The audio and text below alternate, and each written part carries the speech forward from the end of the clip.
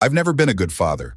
It's a fact I've learned to live with, like the chronic arthritis in my left knee, a constant reminder of past mistakes. My name is Lloyd Hightower. I am 73 years old, and I have lived in a two-story Victorian house on a quiet Huntsville street for nearly 40 years. In this house, my late wife Eleanor and I raised our only daughter, Chloe. Eleanor died 12 years ago of cancer, leaving me alone with my law firm, Hightower and Associates, and an estranged daughter. It's Tuesday, and I'm sitting in my office as usual, reviewing paperwork before going to work. I can hear Pearl Abernathy, my housekeeper, rattling dishes in the kitchen. Pearl has worked for me for 25 years and knows all my habits. Mr. Hightower, Pearl appears in the doorway. The office called for you. Ms. Brooks said the judge rescheduled the hearing for Thursday.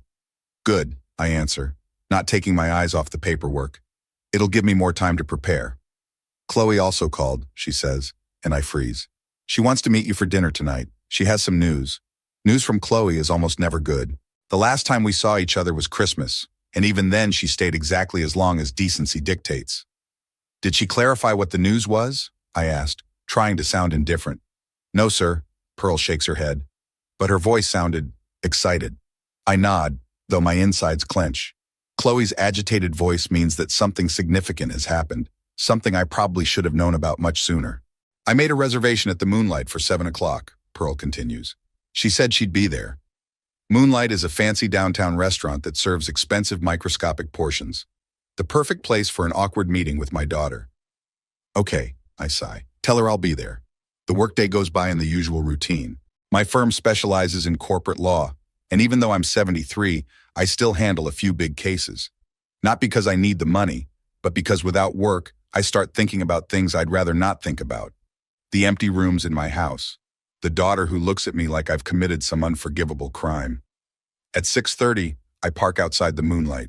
In the rearview mirror, I see a gray-haired man with sharp features and deep wrinkles around his mouth. The result not of smiling, but of years of habit of pressing his lips together, holding back words that are better not to say out loud. Chloe is already waiting at the table when I enter the restaurant. She looks flawless. Her brown hair is arranged in an elegant style. Her makeup is impeccable. Dad, she stands up as I approach and we exchange an awkward hug. Chloe, I sit down across from her, trying to smile. You look good. Thanks, she nods and takes a sip of water. How are you doing? How's the firm? Same old, same old. Clients come in, clients go out. Judges age slower than I do. The strained small talk goes on for a few more minutes. We talk about the weather, the town's new mayor, road repairs, about everything except why we actually met. Finally, after the waiter takes our order, Chloe sighs deeply. Daddy, I have news. She smiles slightly, and I notice the sincere joy in her eyes. I'm getting married. I blink, trying to comprehend the information. Chloe, married. My 32-year-old daughter, who has always declared that marriage is an outdated social construct. To who? That's the first thing that pops into my head. His name is Rory Pemberton, she answers, and something about that name makes me tense up. He's a lawyer at Miller, Benson & Associates. Now I realize why I'm tense. Miller, Benson & Associates is our main competition in Huntsville, and Rory Pemberton. The name sounds familiar, and not in a good way. Pemberton, I say it slowly. Isn't that the young lawyer who tried to overturn old man Tanner's will last year? Chloe's face changes instantly. The smile disappears, giving way to irritation.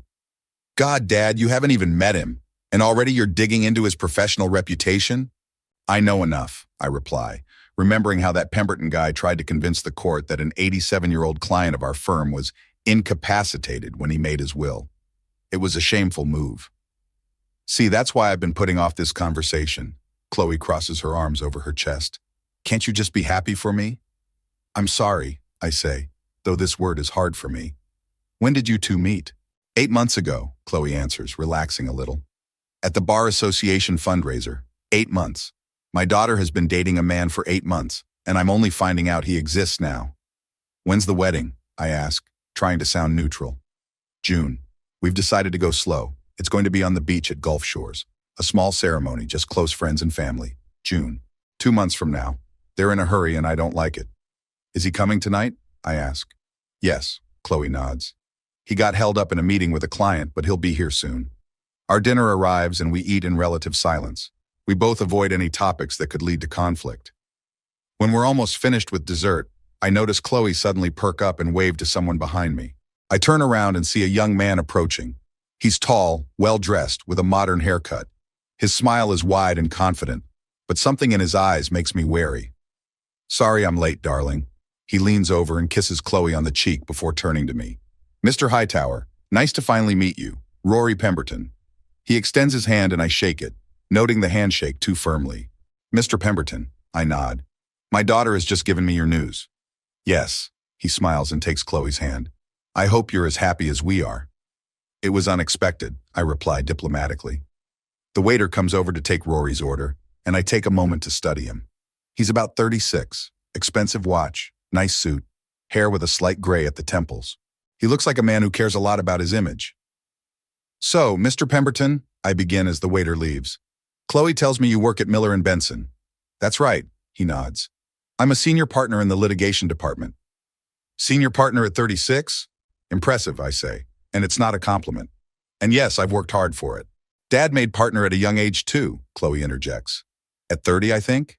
29, I correct her. "But times were different." "I've always admired your firm, Mr. Hightower," Rory says. "You have a reputation for being traditionalist. In a good way, of course. I can hear the implication. Traditionalist sounds like outdated to him. We prefer to call it integrity," I reply. "Some law firms are willing to take any case if the fee is high enough." Rory's smile becomes strained. "Different business models, I suppose. Different ethical standards." "Dad," Chloe's warning tone silences me. "By the way, Mr. Hightower," Rory continues, "you handled the Stone v. Endicott case, didn't you?" I nod, surprised by his knowledge. "It was one of my first big cases," he continues. "I studied it in law school. Impressive work." "It wasn't an easy case," I say neutrally. "And yet you lost on appeal," he adds with a smile. "Oh, that's it. Not a compliment, but a jab." "Yes, I lost," I admit, "because I refused to bribe a witness, unlike the other side." Rory laughs as if I'm joking. "It's always easier to accuse others of foul play than to admit defeat, isn't it?" The silence at the table becomes palpable. "Rory's just kidding, Dad," Chloe says quickly, but her smile is strained. "Of course he is," Rory nods. "I would never question your professional integrity. You're a legend in Huntsville legal circles." "A legend," I repeat. It sounds like I'm already dead and embalmed.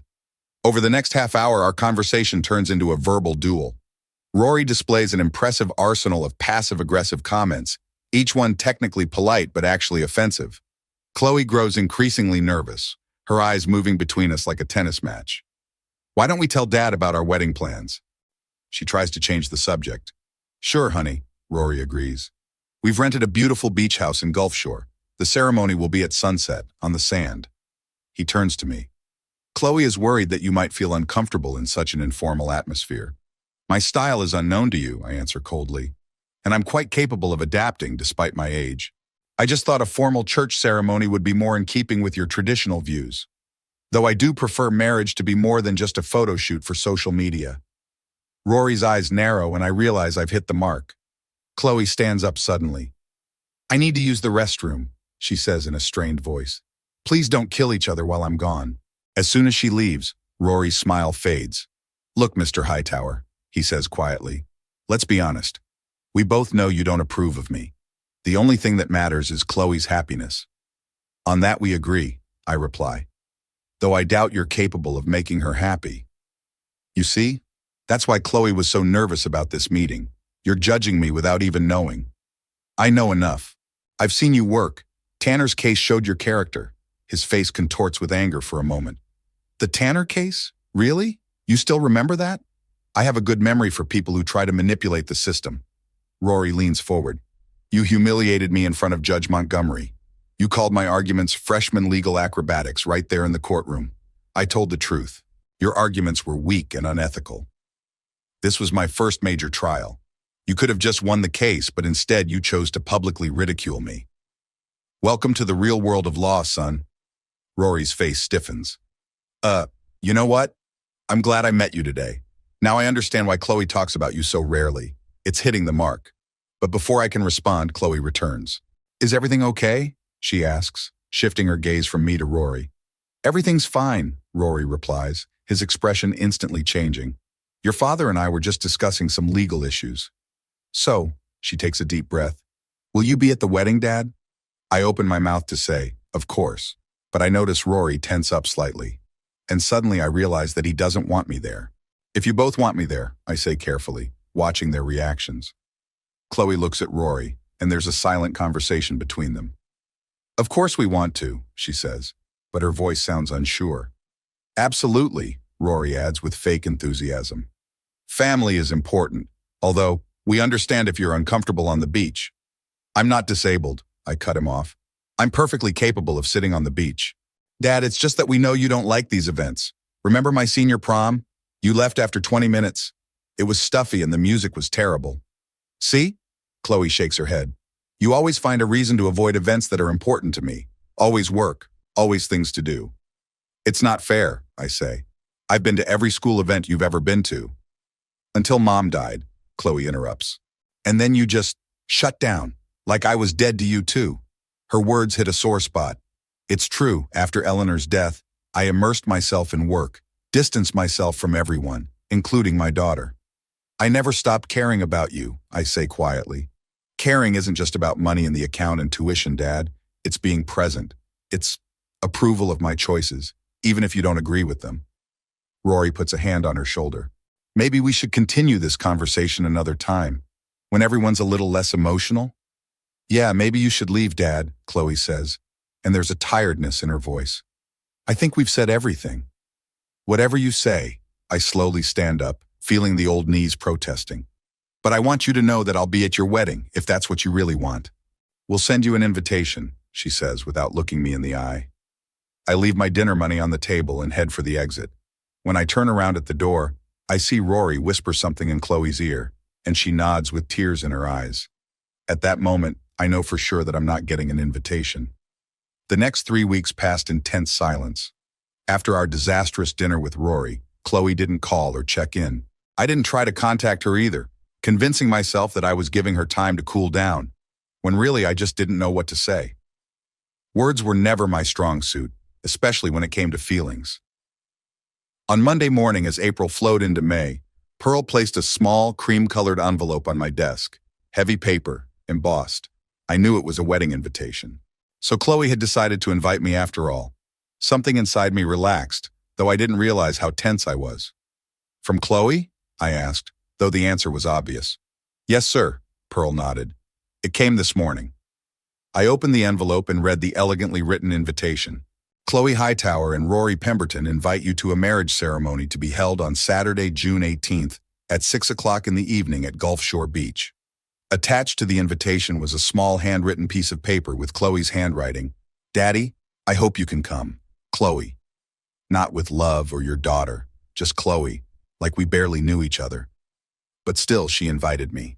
I folded the invitation back into the envelope and put it in my desk drawer. Are you going?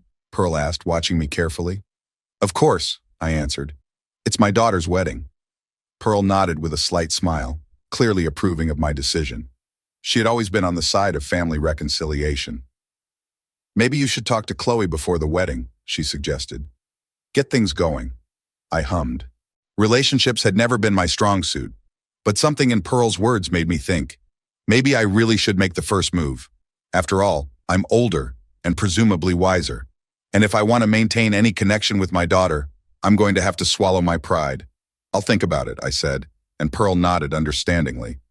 That evening, I decided to call Chloe. She didn't answer the phone right away, and I could tell from her voice that my call was unexpected. Dad, is something wrong? Nothing's wrong, I answered. I just, got your invitation, thank you. Oh, she sounded surprised. You're welcome. There was an awkward pause. I cleared my throat. I thought maybe we should get together, have lunch. I'm sure you've got a lot on your plate with the wedding. Maybe I can help. You want to help with the wedding? Now there was a distinct distrust in her voice. I want to help you, I clarified. It's an important day in your life. There was another pause. Then I heard a muffled male voice in the background. Rory. Chloe said something back to him, covering the phone with her hand. Actually, she said, returning to the conversation. Rory and I were just about to have lunch tomorrow. You could join us. At the Olive Garden at 1 o'clock. I almost agreed, but then realized it was a trap. Lunch with both of them when our last meeting ended in disaster? A recipe for another fight. But what could I say? No, I want to meet you without your fiancé? That would only confirm her opinion that I didn't approve of her choice, and I wanted to show her that I could be better. Okay, I finally said. Olive Garden at 1 o'clock. I'll be there. Great, her tone got a little warmer. See you tomorrow, Dad. When I hung up the phone, I realized I'd just agreed to another round of psychological boxing with Rory Pemberton. This time I needed to keep my cool, no matter how unpleasant it would be, for Chloe's sake. The next day was sunny and warm. I arrived at the restaurant 10 minutes earlier than the scheduled time to gather my thoughts. Olive Garden was one of those chain restaurants that I didn't particularly like, but Chloe had always loved their bread with olive oil. I saw them as soon as I walked in. They were sitting in the far corner, leaning against each other and talking animatedly. Rory was saying something, gesturing, and Chloe was listening with an expression on her face that had previously been reserved for her mother adoration and attention. I felt a prick in my heart, remembering how Eleanor had looked at me with the same expression. It had been a long time ago. When I approached the table, both of them straightened up. Chloe smiled at me, but I could see the tension in her smile. Rory was smiling too, but his eyes remained cold. Daddy, Chloe stood up to kiss me on the cheek. You're on time. I'm always punctual, I replied, sitting down across from them. A professional habit. Mr. Hightower, Rory nodded. It's good to see you again. I doubted his sincerity, but I nodded back. Likewise. The waitress brought the menu and we spent a few minutes studying it and ordering drinks. When she left, there was an awkward pause. So, I began, turning to Chloe, how are the wedding preparations going? Pretty good, she replied, visibly relaxing at the change of subject. We've ordered the flowers, picked out the menu for the reception. There are still a lot of little things to do, but the basics are done. We're very lucky with the location, Rory added. The beach house at Gulf Shore is very popular, usually booked up a year in advance. But my friend's father has connections there. I nodded, noting to myself that connections seemed to play an important part in Rory Pemberton's life. Sounds great, I said. If you need help with any expenses. Oh, don't worry, Mr. Hightower, Rory interrupted me with that fake cordiality that was so annoying. I'm perfectly capable of giving Chloe the wedding of her dreams. Rory, Chloe put her hand on his shoulder. I'm sure Dad just wanted to help. Of course, darling, he patted her hand. I just don't want your father to worry about the financial side of things. I felt my teeth begin to clench. Rory was clearly demonstrating that he was the main man in Chloe's life now, a petty but effective way to humiliate me. Money isn't a problem, I said in a level voice. I'd just like to contribute to my daughter's special day. That's very nice of you, Daddy, Chloe said. Maybe you could pay for the flowers? They were more expensive than we expected. Chloe, we've already discussed this, Rory said softly. I'll take care of everything. But if Dad wants to help, it's not about the money, honey. It's about principle. I'm your future husband, and it's my responsibility to provide for you. I saw Chloe hesitate, obviously not wanting to get into an argument in front of me. Finally, she nodded. You're right, of course. I'm sorry, Dad, but we can handle this on our own. I felt the irritation rising inside. Rory was playing some kind of game and Chloe didn't seem to see it, or didn't want to see it. Whatever you say, I answered, trying not to show my irritation. But the offer still stands. Our food arrived, and the conversation temporarily shifted to safer topics. The weather, a new movie they'd seen recently, the city news. I tried to be polite and considerate, asking questions, even laughing at a couple of Rory's jokes, even though they weren't particularly funny. When it came to dessert, I decided that the dinner had gone smoothly enough and ventured to ask a more personal question. So where do you plan to live after the wedding? I asked. Chloe mentioned that you bought a new apartment, Rory? Yes, he nodded. In West Haven. You know that new complex near the golf club? I did. Luxury housing, only available to the very wealthy, not bad for a young lawyer. It's a nice place, I said. A little far from the center where Chloe works, though. Oh, that won't be a problem, Rory said, putting his arm around Chloe's shoulders. We've decided that after the wedding, Chloe will take a break from her journalism career. She wants to concentrate on making our home. And who knows, maybe soon a family too. I looked at Chloe, who blushed slightly but didn't refute his words. I was stunned. My daughter, who had always been so proud of her independence, her career, was going to give it all up for this man. It's unexpected, I said carefully. Chloe had always been so passionate about her work. Priorities change, Dad, she said, not looking me in the eye. I want to be a good wife for Rory. You can be a good wife and still work, I pointed out. Your mother never stopped doing her research and it didn't interfere with our marriage. Times have changed, Mr. Hightower, Rory said in the same condescending tone that made me clench my fists under the table. Family values are back in vogue these days. Family values? I interjected, feeling my control begin to slip away. You're talking about my daughter like she's some housewife from the 50s. Dad, Chloe said warningly. No, I'm serious, I continued, unable to stop myself. You've got a master's degree, worked for 2 major publications, won an award for your series of articles on climate change. And you're going to give it all up for what? Cooking dinner for this guy? This guy is my future husband, Chloe said, and her eyes narrowed. And yes, I want to spend more time at home. That's my decision, Dad, not yours. I just don't want you to regret it later, I said, trying to soften my tone. You've worked so hard to build your career. As always, Mr. Hightower, you seem to think you know what's best for Chloe, better than she does, Rory said, and his smile faded. Perhaps that's why she was so anxious to be independent of you. Rory, Chloe put her hand on his shoulder. Don't. No, honey, I think your father needs to hear this. He turned to me. Chloe told me how you controlled her every move, how you criticized every decision she made that didn't meet your expectations, how you distanced yourself from her after her mother died when she needed you the most. I felt the blood rush to my face. You don't know anything about our relationship with our daughter, I said, trying to speak calmly, even though everything was boiling inside. I know she cried when she told me about your indifference, Rory continued. I know you missed her graduation from the university because of some court case. I know you forgot her 30th birthday. I didn't forget, I objected. I had a heart attack, if you remember, Chloe. A mild one, she mumbled. The doctor said it was just stress. And even then you didn't come to the hospital, I reminded her, feeling an old resentment. Because you said you didn't have to, she raised her voice. You always do that. You push me away, and then you get offended that I don't insist. Rory put his hand on Chloe's shoulder in a comforting gesture. You see, Mr. Hightower? This is what happens every time you two meet. Old grudges, old arguments. Don't you want your daughter's wedding day to be a happy one? Of course I do, I replied, trying not to raise my voice, though it was difficult. That's why I'm worried about her choice of groom. There was silence. Chloe turned pale, and Rory straightened, his face hard. So that's what this is about, he said. You just don't approve of me. I don't approve of the way you do business, I clarified. And it bothers me that you seem to want to isolate my daughter by forcing her to give up her career. Dad, Chloe exclaimed. It was my idea, not his.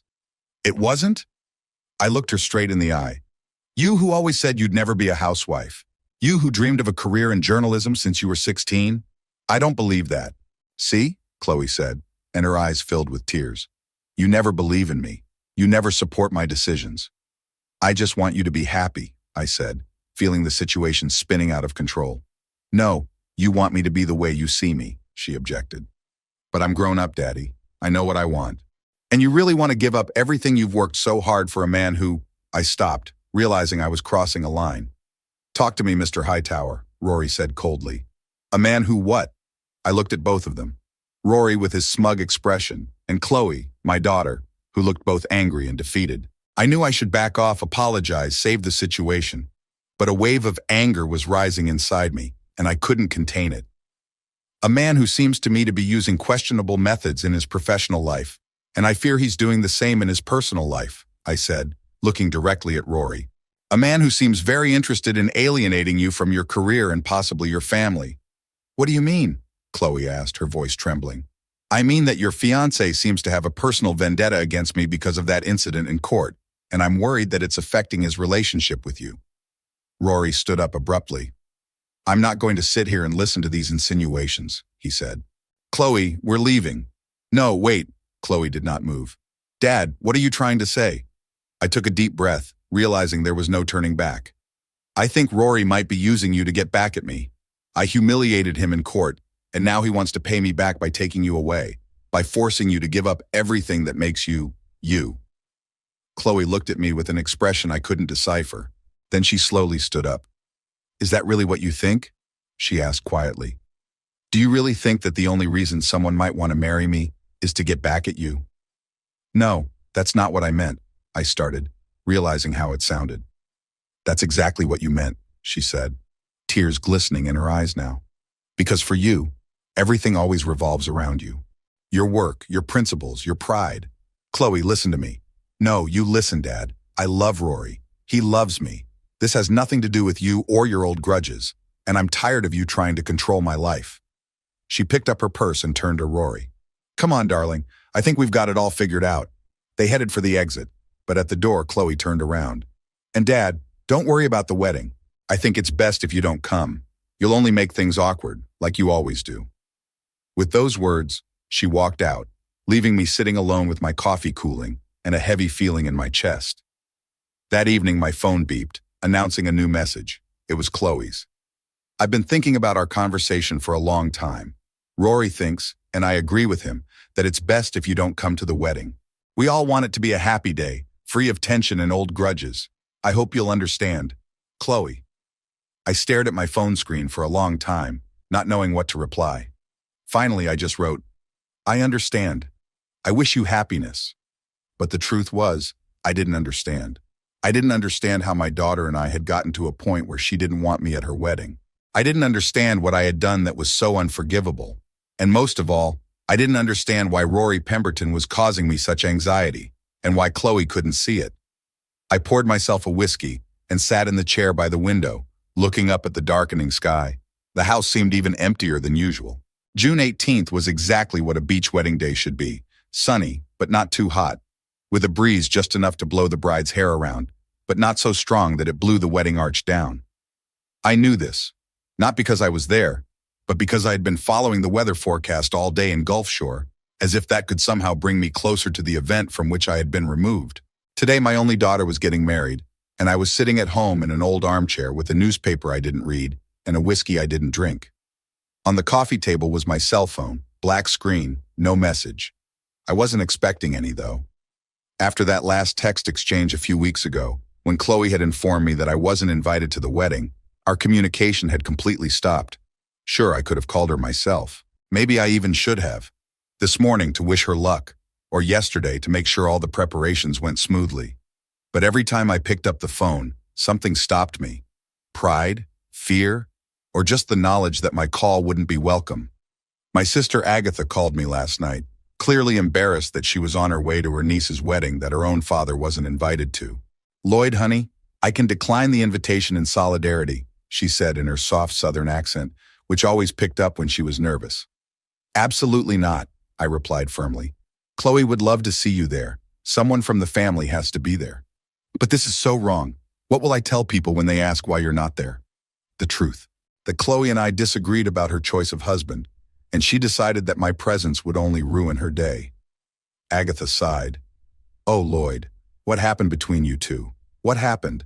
It's a question I've asked myself countless times in recent weeks. What exactly went wrong?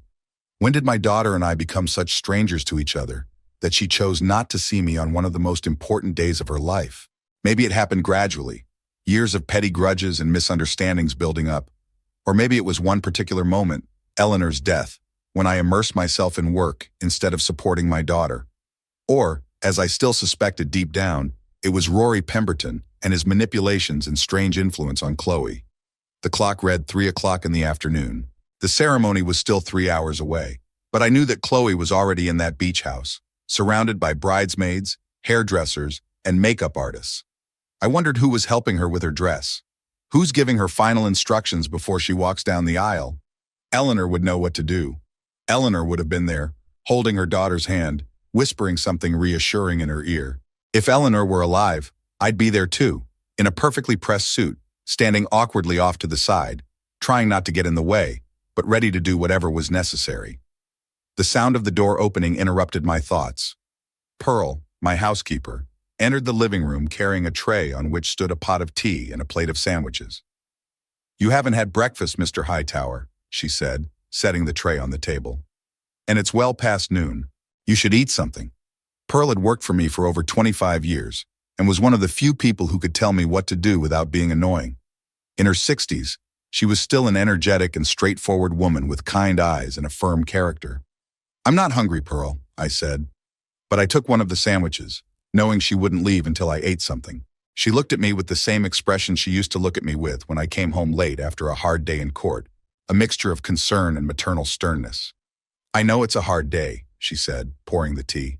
But sitting here all day staring off into space isn't going to help.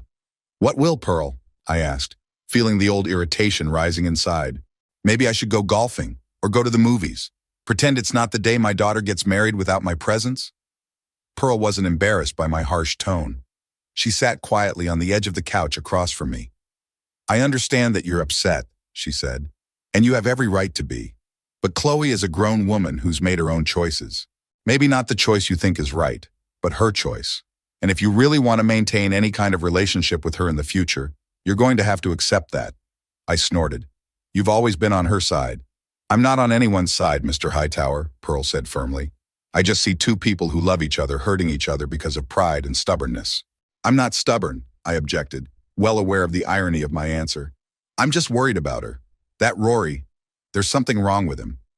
Maybe, Pearl agreed, but it's her life and her mistakes that need to be made. And I'm supposed to just sit back and watch her ruin her life? I could feel my voice rising. You have to trust her, Pearl replied simply. Trust that you've raised a daughter capable of making her own decisions, and to be there for her when she needs you. I wanted to object, but the words stuck in my throat, because deep down I knew Pearl was right. My pride, my stubbornness, my inability to admit that I could be wrong, all of it had played a part in where Chloe and I found ourselves now. We sat in silence for a while.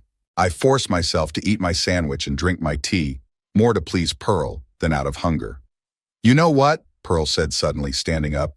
I want to show you something. Wait here. She left the room, and I heard her going up the stairs to the attic. The attic was Pearl's territory. She kept all sorts of things there that I thought I didn't need but couldn't part with. Old photo albums, Chloe's childhood drawings, boxes of papers and books. A few minutes later she came back, holding a cardboard box covered with a layer of dust. What's this? I asked as she set the box on the coffee table. I found it in the far corner of the attic behind some old suitcases, she said, opening the box. I guess you've long forgotten about it. She pulled out an old videotape, yellowed from time with a faded label. What's this? I repeated, leaning over to look at the label, and felt my heart skip a beat. Wedding of Lloyd and Eleanor, August 10th, 1974. Oh my God, I whispered. I'd forgotten we had that tape. I found it when I was going through Mrs. Hightower's things after she left, Pearl said softly. I wanted to show it to you then, but you weren't ready. She was right. After Eleanor died, I couldn't look at her pictures, couldn't hear her favorite songs, couldn't even go into our bedroom for weeks. A videotape of our wedding? At the time, that would have broken me completely. And you kept it all these years? I asked, feeling unexpected gratitude. I knew you'd want to see it someday, Pearl replied simply. And I think today's the day. I stared at the tape in her hands with mixed feelings. Fear, nostalgia, curiosity. We don't even have a VCR, I said, half relieved. Actually, we do, Pearl countered with a slight smile. It's in the attic. I can hook it up to the TV in the library. Of course she'd thought of everything. Typical Pearl, thoughtful and persistent. I'm not sure. I started, but Pearl was already heading for the door. I'll get everything ready, she said over her shoulder. Join me when you're ready. I was alone, staring at the empty doorway, wondering if I was ready to see Eleanor young and full of life, to see myself as I had been almost 50 years ago. I was a very different person than young, full of energy and hope, unencumbered by years of disappointment and compromise. 15 minutes later, I got up and slowly made my way to the library. Pearl had already hooked up the old VCR to the TV and was waiting for me, sitting in one of the leather armchairs. It's all ready, she said, pointing to the remote. I took a deep breath and sat down in the chair. I pressed the play button and the screen came to life. The footage was exactly what I'd expected from a 50-year-old video, fuzzy, with blurred colors and a shaky camera. But even through the graininess of the image, I instantly recognized myself. Young, in a black tuxedo with a ridiculous bow tie, dark hair without a single thread of gray. And then Eleanor, in a simple white dress with flowers in her hair, so beautiful it took my breath away even now after all these years. She smiled into the camera with that special smile that was always just for me. And for a moment I thought she was here in this room. The ceremony was simple. We couldn't afford anything extravagant. I was a young lawyer just starting my career, and Eleanor was a graduate student at the university. But even on a tight budget, it was the perfect wedding, exactly what we wanted. "Look at you," Pearl said quietly, pointing to the screen. "So happy." And she was right. The young Lloyd Hightower on the screen was radiant with happiness, his face open and expressive, without the restrained, almost stern expression I now saw every morning in the mirror. Then the speeches began. My best friend, the witness, made a toast that caused the guests to laugh. Eleanor's father, long since passed away, spoke of his daughter with tears in his eyes. And then the camera turned to me, and I heard my own voice, younger, more alive, but undeniably mine. "Eleanor," said young Lloyd, looking not at the camera but at his bride. "When we met, I was sure I knew what I wanted out of life. Career, success, recognition. It all seemed so clear and certain. And then you came along and everything changed. You showed me that life is more than ambition and achievement, that it's made up of moments, laughter over morning coffee, conversations until dawn, silence that doesn't need to be filled with words." I stared at the screen, mesmerized. I had absolutely no recollection of saying those words. "I promise that I will always be there for you," the young Lloyd continued. "Not only on holidays, but on weekdays as well. Not only in joy, but also in sorrow. And I promise never to take you for granted, never to forget what a miracle it is that you chose me." I felt something warm roll down my cheek and was surprised to realize it was a tear. Next to me, Pearl sobbed softly. The camera switched to Eleanor, whose eyes were also glistening with tears, but she was smiling, the same smile I loved so much. Then she began to speak her own vows, but I could barely hear anymore.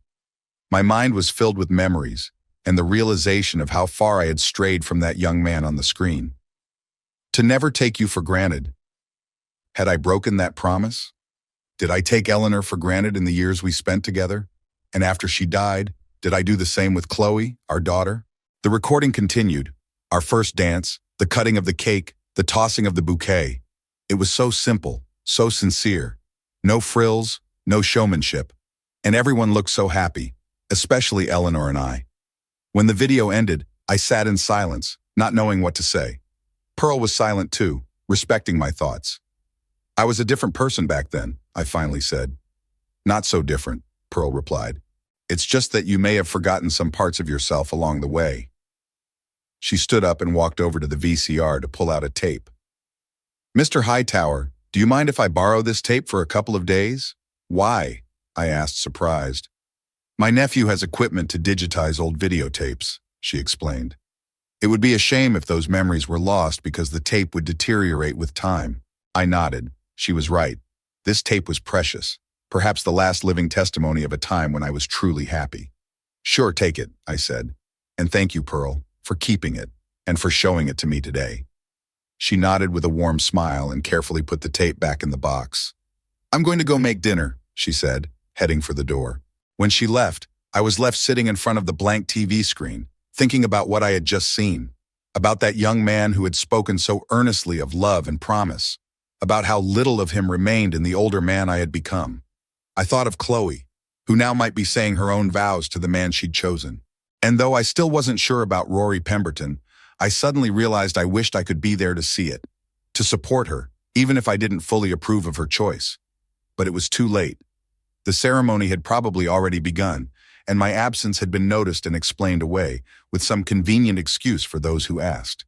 Perhaps they said I was ill, or that I had urgent business to attend to, some polite lie to cover up the unpalatable truth that the bride's father had not been invited to her wedding.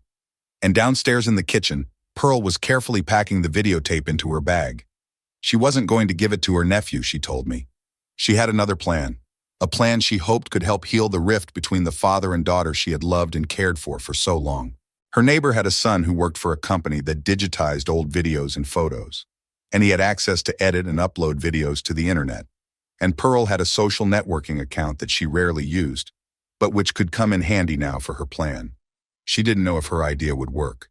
Maybe the video wouldn't get attention, would get lost in the endless stream of content. Or maybe Chloe would never see it. But Pearl had to try.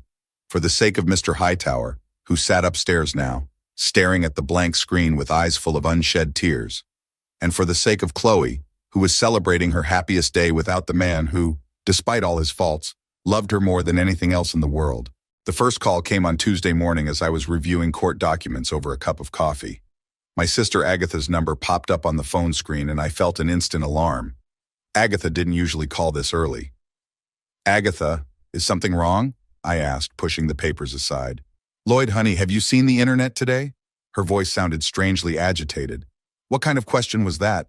Of course I haven't. You know I don't sit on those social media sites of yours." I glanced at the clock. 8:30 in the morning, too early for riddles. "You need to see this," she continued. "I'll email you the link. Check it right away." "Agatha, what's going on?" I didn't like the mystery. "Is this about Chloe, with her wedding?" "In a way," she answered evasively. "But not her wedding, yours." "Mine?" I was confused. "Agatha, that was almost 50 years ago. What? Just check your email, Lloyd," she interrupted. "Call me afterward." She hung up, leaving me completely baffled. I took the cup of coffee to my computer and turned it on, eagerly waiting for the outdated operating system to boot up. Finally, opening my inbox, I saw an email from Agatha with a simple subject line: "Check this out." I clicked on the link, and a video hosting page opened. The headline read, "Beautiful wedding vows from the 70s. Man promises to never take you for granted." And a miniature image of me, young me. My hands froze over the keyboard. It was the video from my wedding, the same video Pearl and I had watched just 3 days ago. But how had it ended up on the internet? I hit the play button, and there it was. An edited excerpt of the video of Eleanor and me getting married. The quality was improved, the colors more vibrant than on the original tape, but it was definitely the same recording. Focused mostly on my speech, that heartfelt, emotional vow I'd made that I'd almost forgotten over the intervening decades. "You showed me that life is more than ambition and achievement, that it's made up of moments, laughter over morning coffee, conversations until dawn, silence that doesn't need to be filled with words." There have been over 3 million views and thousands of comments under the video. 3 million. I felt the blood drain from my face. "Pearl!" I shouted, and a moment later she appeared in the office doorway. I could tell by the look on her face that she knew. "Did you do it?" I asked, pointing at the screen. She straightened up, her chin raised slightly, a gesture I'd only seen in those rare moments when she was preparing for a confrontation. "Yes, sir. I asked the neighbor's son to digitize the video and upload a snippet to the internet. Without my permission?" I could feel the anger building, but there was also something else. A strange sense of embarrassment, like I'd been caught in a moment of candor that I'd been hiding even from myself. "I thought it might help you and Miss Chloe," Pearl said firmly. "To let her see another side of her father, a side that you yourself have almost forgotten." I wanted to object, to say something harsh, but the words wouldn't come, because I knew in my heart that she hadn't done it out of spite. And maybe she was right. Maybe Chloe really needed to see a different me, not the harsh, critical person I had become. 3 million hits, I muttered instead. How is that possible? "People love that kind of thing," Pearl explained, approaching the table cautiously. "Sincere emotion, true love, especially from the past. It's, as they say, it's gone viral." A second call followed almost immediately after my conversation with Pearl. This time it was my nephew Thomas, Agatha's son. "Uncle Lloyd, you're an internet star." His voice sounded surprised and delighted.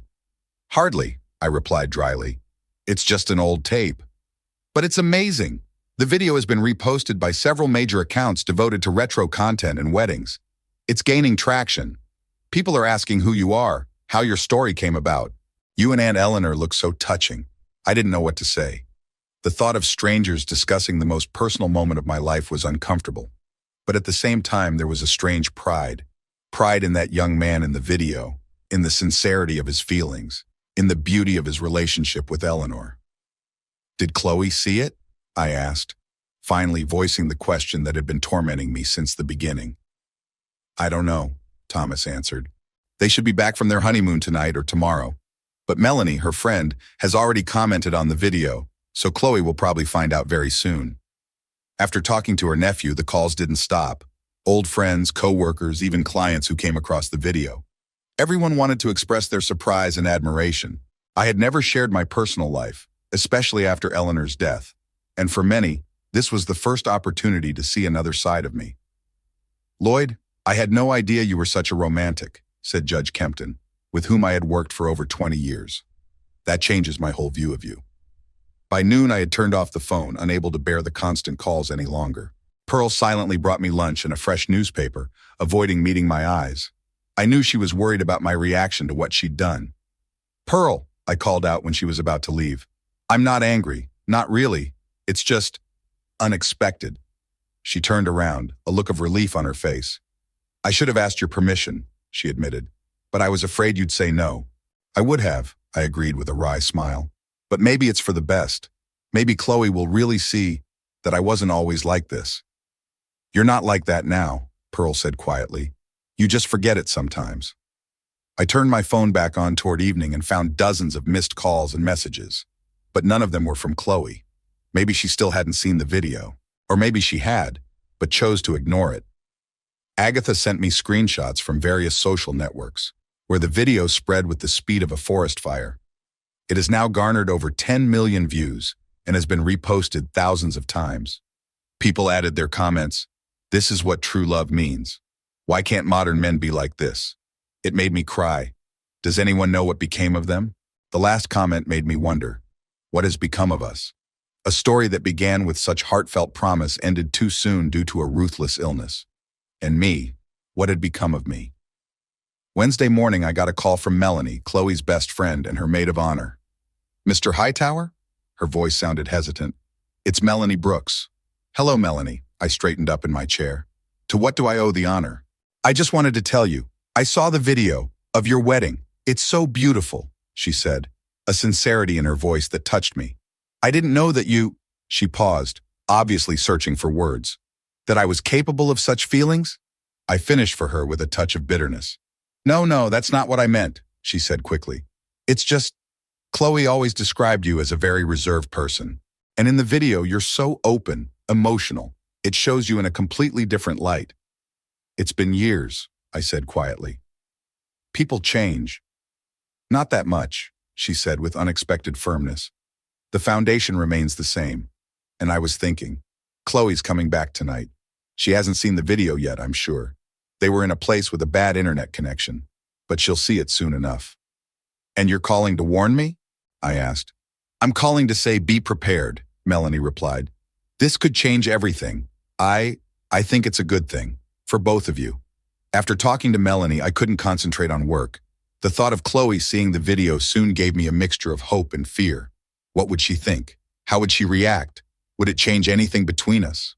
Around 3 in the afternoon, I got a call from my longtime friend and colleague, Harold Clark. "Lloyd, you're not going to believe this." His normally calm voice sounded excited. "I just got off the phone with Margaret from the Huntsville Times. They want to interview you."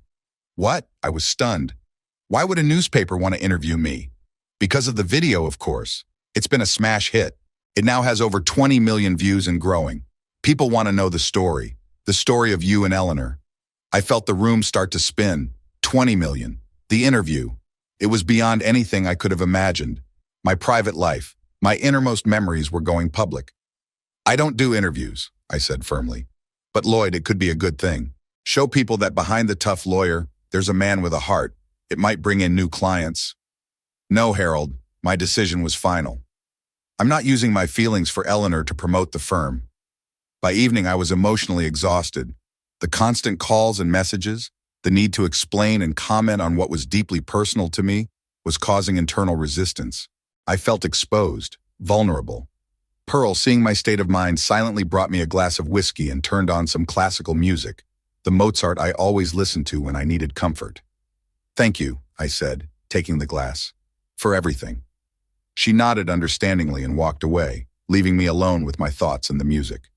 About an hour later, as dusk was falling on the city, the doorbell rang. I heard Pearl go to open it, and quiet voices in the hallway. Then quick footsteps on the stairs, and my office door swung open. Chloe stood on the threshold. Her hair was gathered in a careless bun. She was wearing a simple traveling suit, and her eyes were red, as if she had been crying recently. "Daddy," she said, and her voice trembled. I rose slowly, not knowing what to expect. Anger, accusations, a demand for an explanation. "Chloe," I began cautiously. "I didn't realize Pearl would upload that video. You never showed it to me. she interrupted me. Never told me about your wedding to Mom. Never said those words to me. I felt a prick of guilt. She was right. After Eleanor's death, I'd shut myself away, locked myself away in my grief, unable to share the memories that hurt. I know, I admitted quietly. I'm sorry. Chloe took a step forward and I noticed the phone in her hand. I saw the video 2 hours ago. We'd just gotten back with Rory, and my phone just exploded with notifications. Everyone, absolutely everyone, sent me the link. Even people who didn't know you were my father. She shook her head, like she still couldn't believe it. And then I opened it and I saw you, but not the way I remembered you. You were emotional, open, loving. She paused as if searching for words. You know what's ironic? Everyone's talking about your wedding video. Everyone's talking about how touching it is, how sincere, how romantic. Melanie said her mother cried when she watched it. And my wedding? Hardly anyone talks about it anymore. It's just a backdrop for your love story. There was no anger in her words, more like sadness and something else. Envy? Longing? I didn't mean it, I said. Believe me, the last thing I wanted was to ruin your special day. Chloe sank into the chair across from me, suddenly looking very tired. That's not the point, Dad. It's about... She took a deep breath. Why didn't you ever show me this side of yourself? Why did I have to learn from a viral video that my father was once capable of such deep love and emotional openness? I didn't know what to answer. The truth was too complicated, too painful. About how Eleanor's death had changed me. How the fear of losing something else dear had made me wall myself off even from my own daughter. I don't know, I said at last. I guess after your mother died, I shut down. It was easier than feeling the pain. Chloe looked at me like she was seeing me for the first time. And maybe she was, seeing not the usual mask of restraint, but the vulnerable person underneath. And Rory? I asked, changing the subject. Had he seen the video too? Something flashed in her eyes, uncertainty? Worry? But she got over it quickly. Yes, we watched it together, she said. He was surprised. Said he'd never thought you were capable of saying those words. I can imagine. I couldn't hold back the sarcasm. Daddy, her voice was strained again. Don't start, please. That's not why I'm here. What did you come for, Chloe? I asked her bluntly. She looked at me for a long time as if deciding something. To find out if it's true, she said at last. What you said in the video. Did you really love your mom that much? Were you really so different? Yes, I answered without hesitation. Every word was true. I loved your mother more than anything in the world. Until you came along, and then I loved you both equally.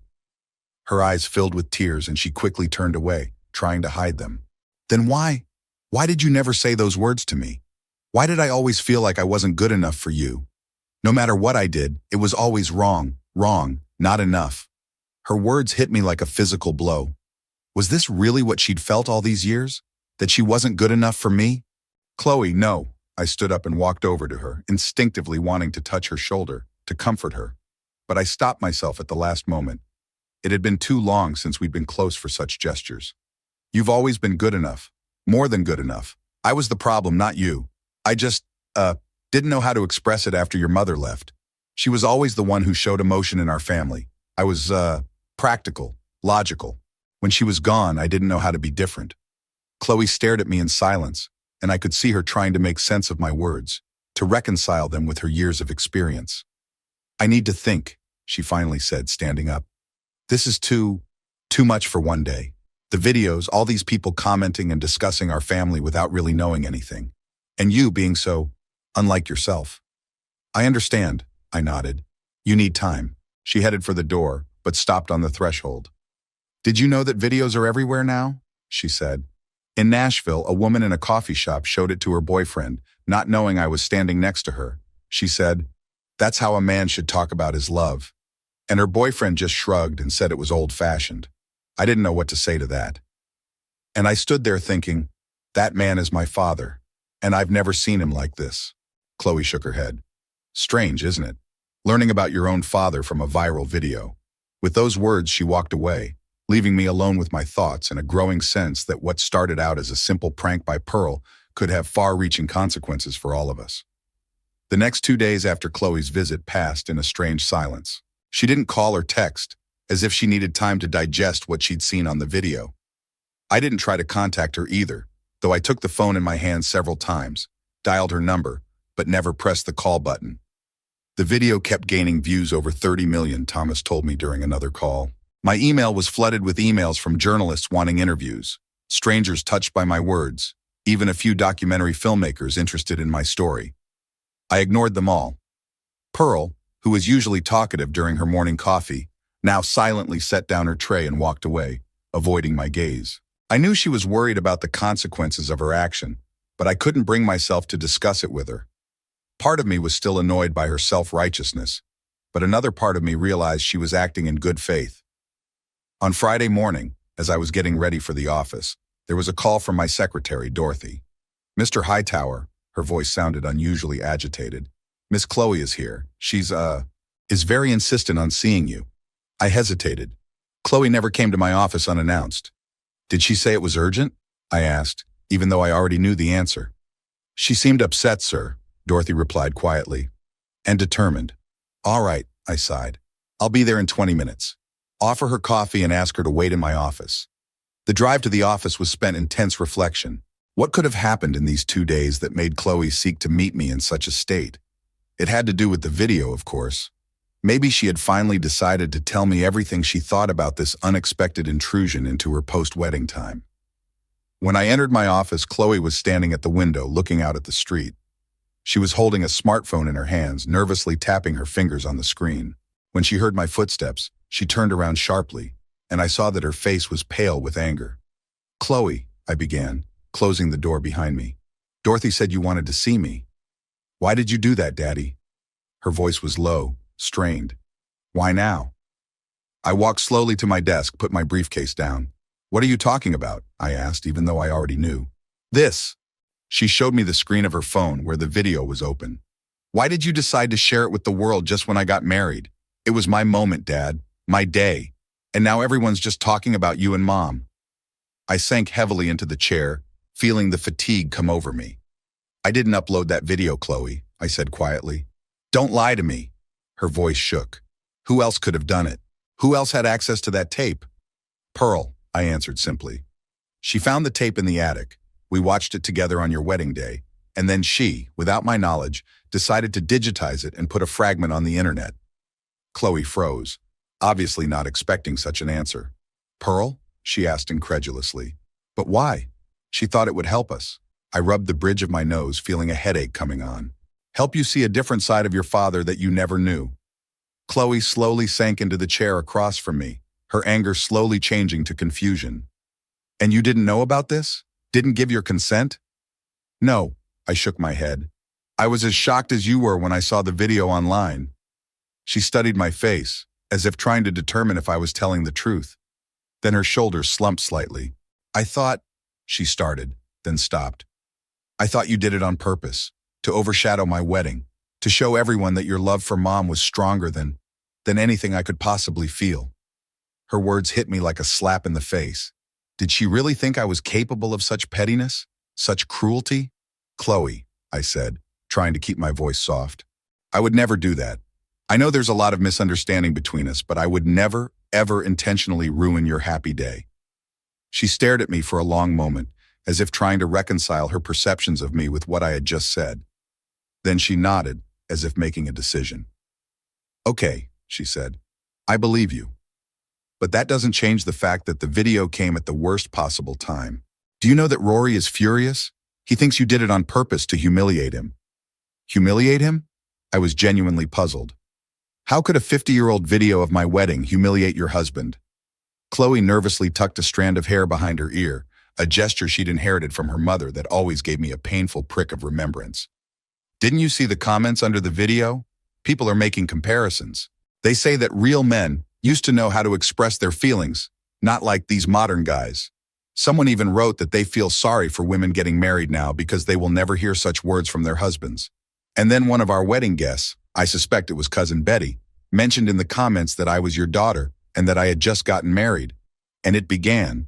I closed my eyes, imagining this digital collision in which Rory was inevitably the loser. "I'm sorry," I said, and it was the truth. "I didn't mean for this to happen." "But it did," Chloe said sharply. "And now my husband feels inadequate Because the internet went crazy with the way you talked about Mom, and his wedding speech was... She stopped talking, clearly not wanting to continue. What was it? I asked, unable to resist. Chloe looked away, her cheeks slightly flushed. Short, practical, mostly about how we would build a successful future together. She paused. There was nothing in there about love, at least not the kind you were talking about. And now people on the internet, who don't even know us, are judging our relationship, our wedding, based on that comparison. I didn't know what to say. On the one hand, I really sympathized with her situation. On the other, I couldn't help but notice that her own account of Rory's speech confirmed my suspicions about him. A cold, calculating man for whom marriage was more a business arrangement than a union of loving hearts. People will forget quickly, I said finally. In a week, a new viral video would go viral, and no one would remember my old tape. It's not about the video, Dad, Chloe shook her head. The point is that you never told me about it, about your real feelings for Mom, about the way you used to be. I got to know the real you from the viral video, not from our interactions over 32 years. Her words hit the mark, awakening the old guilt I'd tried for so long to bury under layers of work and routine. I didn't know how to talk about it, I admitted quietly. After your mother died, every memory of her hurt, of our wedding, of our first years together, it was too much. It was easier not to think about it, not to talk about it. But it took away a part of my history. Chloe's voice was painful. The part of my mother that I barely remember, and the part of you I never knew. I was silent, unable to find the words to object. She was right. My desire to avoid pain, my inability to cope with grief, had robbed my daughter of important knowledge about her parents, about their love, about what had happened before she was born. Tell me now, Chloe said suddenly, and her voice softened.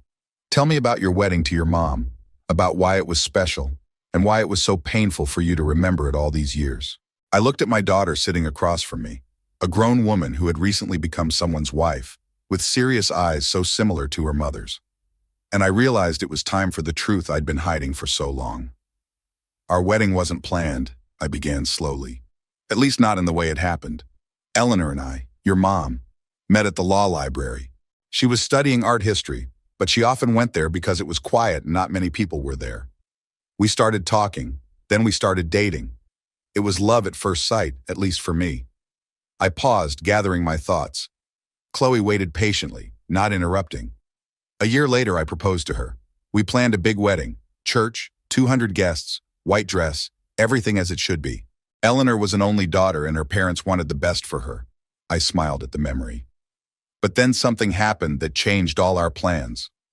I stood up and walked over to the window, looking outside but seeing the distant past in reality. Eleanor's father, your grandfather James, had fallen ill. The doctor said he had terminal cancer and only had a few months left at most. He was so upset that he wouldn't be able to walk his daughter down the aisle. My voice shook. And that's when we decided not to wait. We organized a wedding in 2 weeks. Simple, modest, just the closest people. No fancy dress, no orchestra, no glamour. But with the most important thing, love. I turned to Chloe, whose eyes were full of tears. Your grandfather did walk his daughter down the aisle. He was weak, barely able to stand, but he stood straight and proudly led her to me. And then, during the reception, he asked for a microphone and he said that he could walk away safe in the knowledge that his daughter was in good hands, that he'd seen me looking at her and knew that I would love her as much as he loved her. I swallowed the lump in my throat.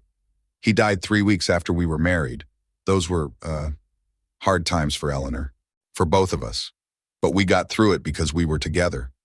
I went back to the table and sat down, feeling the weight of memories weighing on my shoulders.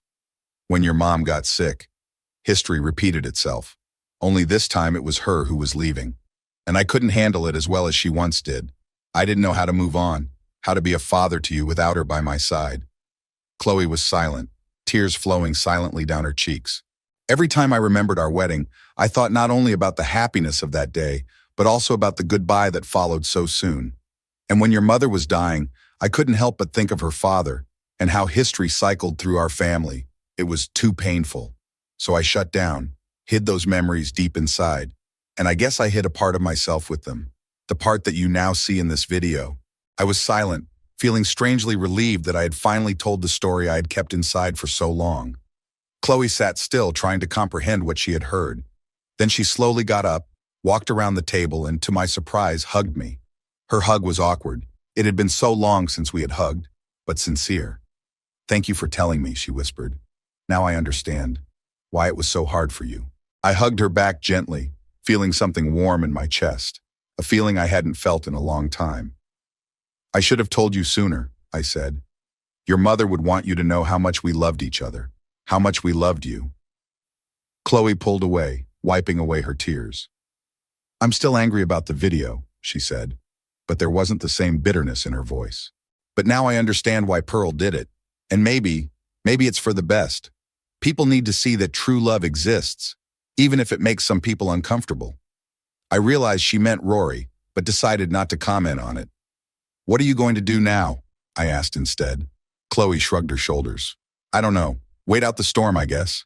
Rory's still really upset and I need to support him. But I think—" She paused, choosing her words. "I think I need to reflect on some things too, about what I really want out of marriage, from life." I nodded, not wanting to give advice she hadn't asked for.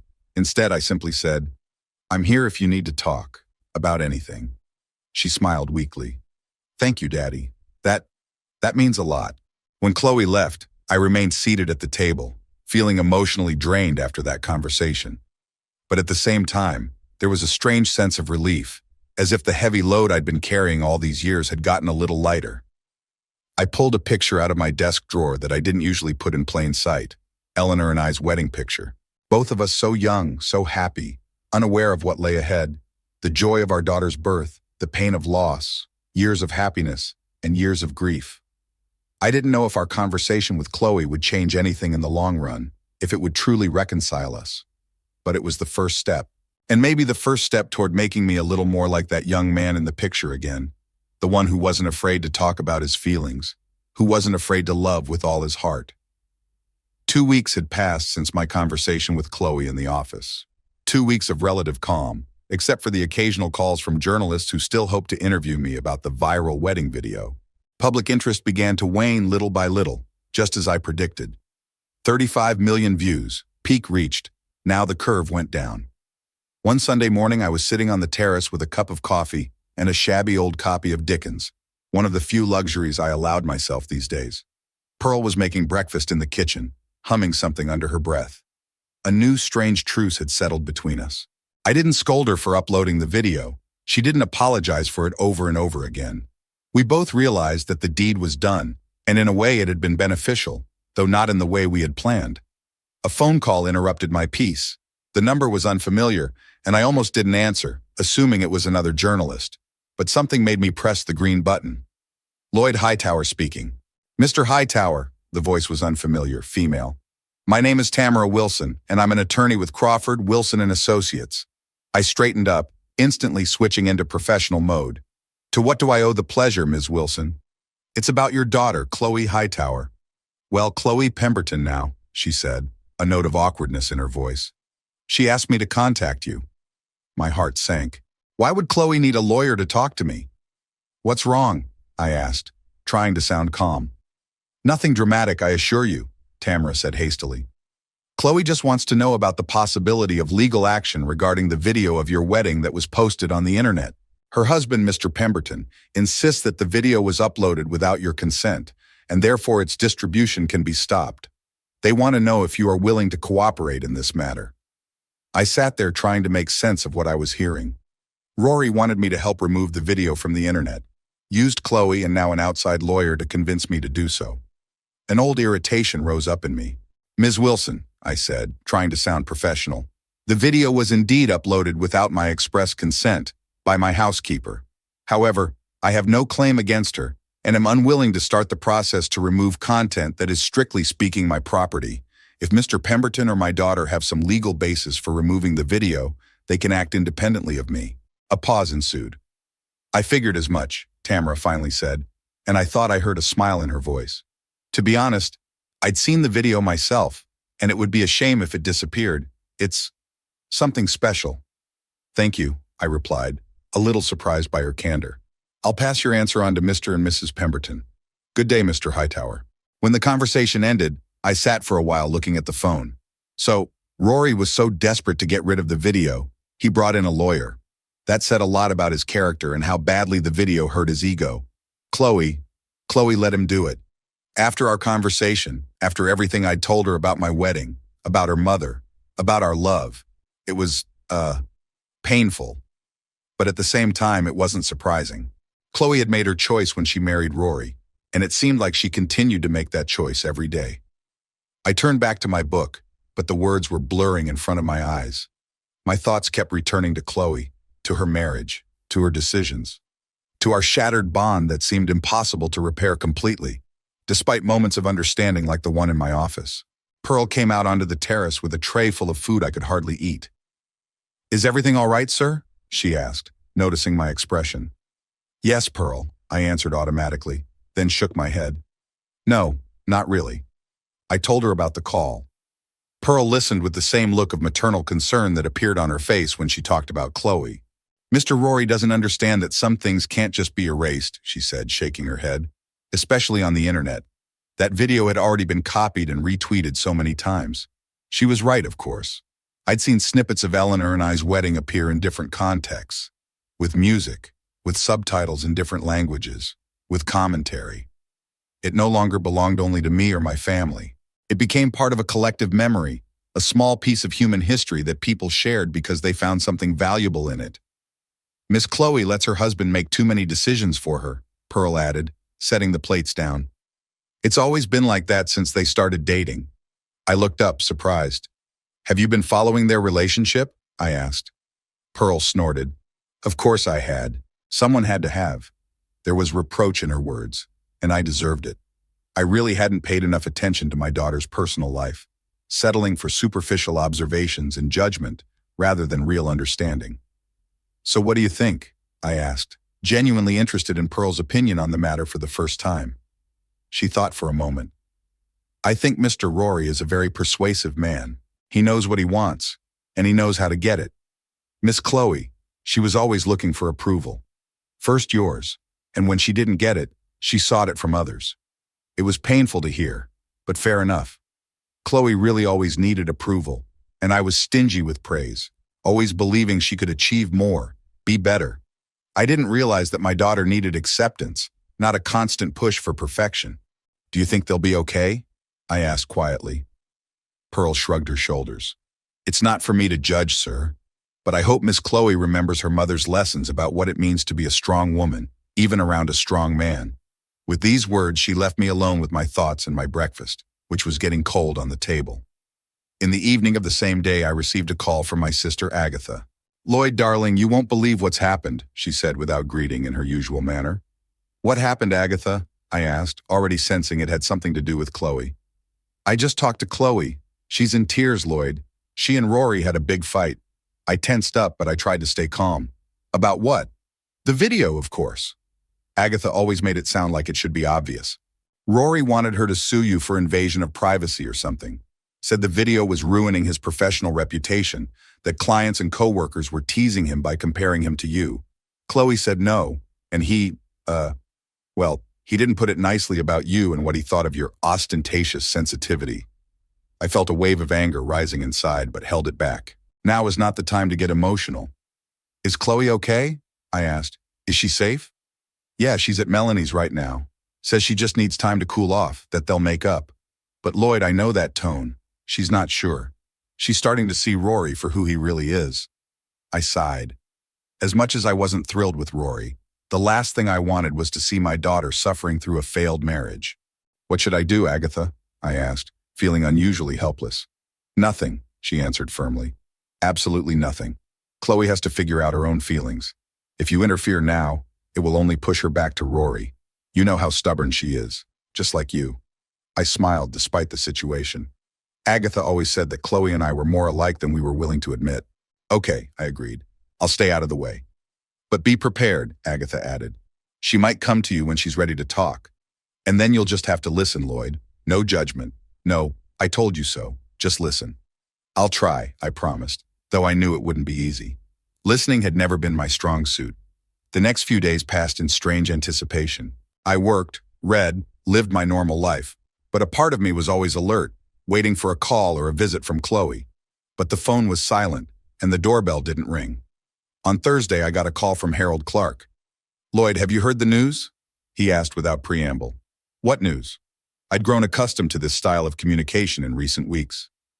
"Rory Pemberton is leaving Miller, Benson and Associates," Harold said. "They say it's because of some internal conflict with management. But the truth is," he lowered his voice, even though we were on the phone, "they say it's about the video." "The video?" I asked, not understanding the connection. "Yes, your wedding video. You see, when it went viral, people started digging into the past. Someone found out that you and Rory were on opposite sides in the Tanner case and pulled up old material. And it turns out that Rory was actually using, shall we say, questionable methods. It caught the attention of some former clients who brought up their cases and, the partners at the firm decided that Rory had become too toxic an asset." I sat stunned by this information. My old suspicion about Rory's methods had been confirmed, and ironically, it was thanks to the video he was so eager to remove from the web. "What about Chloe?" I asked. "Have you heard anything about her?" "Only that she took a sabbatical from the magazine, officially to support her husband in his time of need. But there are rumors that she's rethinking some things too." After talking to Harold, I sat in my office for a long time, pondering the strange twists of fate. The video that Pearl had posted with the best of intentions had set off a chain of events that could now change my daughter's life in the most unpredictable ways. Part of me wanted to call Chloe immediately, to ask how she was doing, to offer help.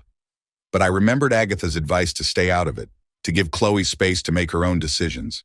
It was difficult but necessary. On Saturday, I woke up early and decided to take a walk in the park near my house, a habit I had recently acquired after my doctor insisted on more physical activity. The day was clear and cool, perfect for a walk. The park was almost empty at this early hour. I was walking along a familiar path, enjoying the silence and fresh air, when I noticed a familiar figure sitting on a bench by the pond. Chloe. She didn't see me, immersed in her own thoughts, looking out at the water where a pair of ducks floated lazily in the morning light. I stopped, not knowing what to do. Should I approach, call out to her, or just walk past, pretending not to notice? As I hesitated, Chloe looked up and saw me. For a moment, there was a look of surprise on her face. Then she nodded slightly, as if inviting me to join her. I slowly approached and sat down on the bench next to her, keeping my distance. We sat in silence for a while, looking out at the pond. There was none of the awkwardness I'd expected, just a strange, quiet acceptance of each other's presence. "I heard about Rory," I finally said without looking at her. "I'm sorry." Chloe shrugged. "Don't be," she said. "It's his own fault. It wasn't just his job." I kept silent, letting her talk at her own pace. "You were right about him," she continued quietly. "He's not the man I thought he was. Or maybe I just didn't want to see what was obvious." "We see what we want to see," I said, "especially when it comes to love." Chloe turned to me, a question in her eyes. "How did you find out? With my mom? How did you know she was real?" I smiled, remembering. "I didn't know for sure. No one does. But with your mom, she made me feel like the best version of myself. Not because she demanded it, but because I wanted to be better around her. And she felt the same way. We helped each other to grow, to become stronger, kinder." Chloe nodded, looking thoughtfully at the water. "It's the opposite with Rory. I feel like I'm getting smaller, quieter, like I'm constantly shrinking to fit his idea of me. I wanted to say, I warned you. I wanted to point out all the red flags I'd seen from the beginning. But I remembered Agatha's advice and just listened." "What are you going to do?" I finally asked. "I don't know," Chloe answered honestly. "Now we live separately. I went back to work at the magazine. Rory thinks that it's temporary, that I'll come back when I come to my senses. But She took a deep breath. "I'm not sure I want to go back." I nodded, trying not to show the relief I felt. "Whatever you decide, I'll support you," I said. No judgment, no I told you so, just support. Chloe looked at me in surprise, then smiled weakly. "Aunt Agatha talked to you, didn't she?" I laughed. "Yeah, she gave me some advice. She's a wise woman," Chloe said, and her smile grew wider. Maybe we should have lunch together sometimes. Just talk. Get to know each other all over again." I felt an unexpected warmth in my chest. "I'd like that," I answered sincerely. We were silent again, but now the silence was filled with something new, Not quite reconciliation, but a realization that perhaps not all was lost between us. "I have to go," Chloe finally said, standing up. "I have a meeting with my editor at 10. I nodded, not moving from the bench. "Good luck," I said. She paused as if she wanted to add something, but then just nodded and walked down the path, her figure fading into the morning light. I remained seated, looking at the pond, at the ducks, at the sky, at the trees. Life continued around me as it always had, but something had changed inside. I had no illusions that things would suddenly become perfect between Chloe and me. Too many years of misunderstanding, too much pain and hurt on both sides. Maybe we'll never be as close as I dreamed. Perhaps the gap between us will always exist in one form or another. But today's meeting gave me hope. Hope that we can at least build something new on the ruins of the old. Something based on mutual respect and understanding, even if it will never be as close as the relationship I once dreamed of. And in a strange way, I felt gratitude. Gratitude for that viral video that showed the world, and my daughter, the man I once was. A man capable of deep feelings, of genuine love. A man I had almost forgotten, but who still existed somewhere deep inside me. Maybe it wasn't too late to become a little more like him again. Not for Chloe, not for anyone else, but for myself. I stood up and continued my walk, enjoying the silence and the loneliness that no longer seemed as heavy as it used to. I wasn't truly alone after all. I had memories of Eleanor, of our love. I had Pearl, a loyal friend and helper. I had Agatha with her cavalier but wise advice. And maybe I was getting a daughter again. Not the little girl I once held in my arms, but a grown woman looking for her way in life. A woman who might someday want to know me the way I wanted to know her. That was enough. For now, it was more than enough.